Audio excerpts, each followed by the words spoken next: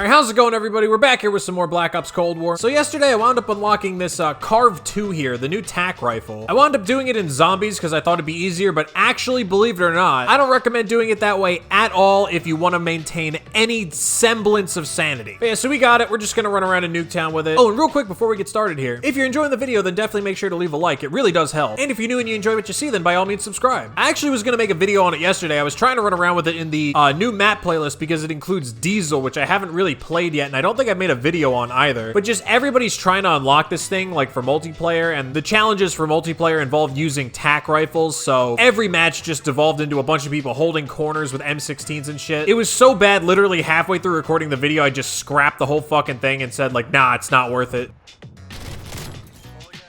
Yeah, this thing is, I was able to tell this thing may wind up becoming an issue at some point. Like, I don't even have it kitted out and it already seems pretty strong. I can only imagine how good this thing's probably gonna wind up being when I actually have, like, decent attachments on it and shit, you know? Yeah, like, see what I mean, dude? Look at this thing.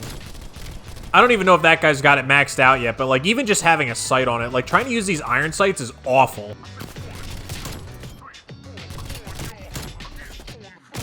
Whoa. What the fuck? Yeah, don't expect too much in the way of, like, highlights in this video or anything like that. This video is actually probably gonna be pretty short. These lobbies are all fucking miserable. It's just a bunch of people doing that, right? Just everybody's just walking around corners with long-range sights. They're all either using TAC rifles, LMGs. Nobody wants to move. I mean, honestly, dude, the ecosystem of this game is so fucking miserable. It's actually the worst.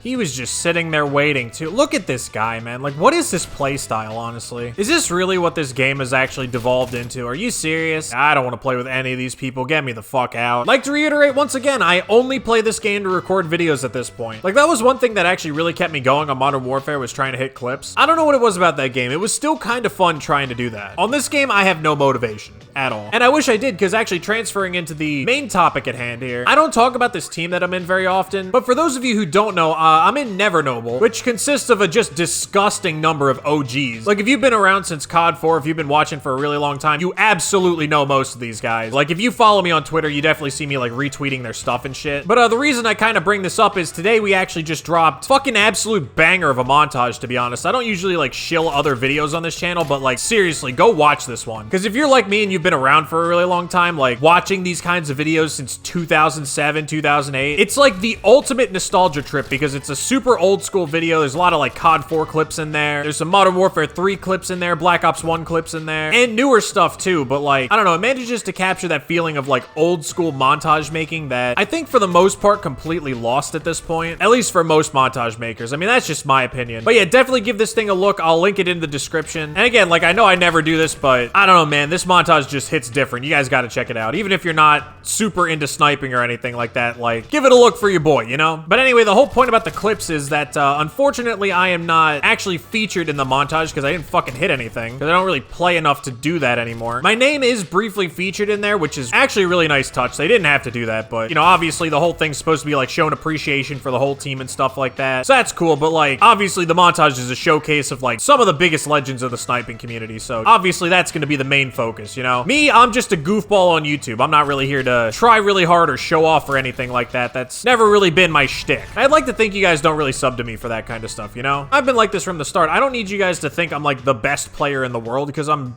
really not. Although, that being said, I can shit on losers like that every now and again. But yeah, that was, like, my one thing. I do wish that I had the motivation to play this game enough now to actually, you know, like, hit stuff consistently and, like, be featured in these montages. I don't know. Maybe I'll start grinding Modern Warfare Remastered for clips. That might be fun. I actually enjoy that game, and I'm good at it, so maybe I'll actually hit something. How does that even stick me? He threw it around the door. Like, what? He stuck me in the fucking kneecap. That's not... Dude, this game isn't even real sometimes. Well, I tried. Honestly, dude, that montage sent me on like the hardest fucking nostalgia trip. I was in a Discord call with all the other team members and we were like watching the premiere together, and then we were, you know, like trying to get some other people to review it for us and stuff. And like, I don't know, like I'm sitting in this Discord call, you know, we're all talking about how cool this thing is. And like, I don't even know what to say because I'm just sitting there, you know, thinking back to like when I was a kid. Because like Grizz, for example, Grizz has a good number of clips in there. And you know, they're like typical Grizz clips, like swaps and stuff, C4 shots. If you don't know what I'm talking about, go look up some old Grizz montages and you'll find out. I'm not even gonna spoil it for you. But yeah, like seeing those clips, like I immediately flashed back to being 13, 14 years old and just spending hours and hours and hours grinding COD 4 and World at War and Modern Warfare 3 and like just desperately trying to copy this dude's playstyle. Like I remember I would watch his commentary videos over and over again and I would have them like on mute, like completely with the sound off. And not because he's like a boring guy or anything. He actually was really entertaining when he was doing those kinds of videos.